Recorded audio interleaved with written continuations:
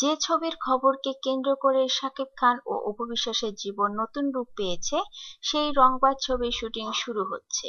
আর সেই শুটিং এ বুবলিকে নিয়ে ঢাকার বাইরে যাচ্ছেন ছবির নায়ক শাকিব খান। এদিকে এই খবরে শাকিব স্ত্রী অপু বিশ্বাস শাকিবকে শুভকামনা জানিয়েছেন। এই ঢালির কন্যা বলেন, যেহেতু আমার স্বামী ঢাকার ছবির জনপ্রিয় তারকা, তার পেশার জায়গাতে সে যে কোনো নায়িকার সঙ্গে কাজ করতেই পারে, এটাই স্বাভাবিক। এখন আমার চাওয়া, আগে সে যেভাবে ভালো ভালো কাজ করেছে এখনো একইভাবে কাজ করবে। তার জন্য আমার সবসময় শুভকামনা থাকবে।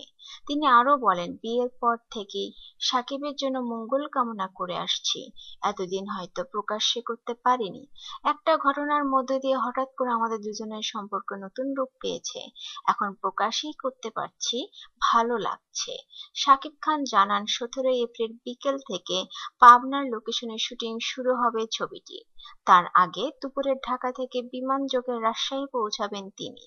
ছবির পরিচালক শামীম আহমেদ রনি বলেন, পাবনা নাটোর মিলে টানা 2রা মে পর্যন্ত শুটিং হবে ছবিটি।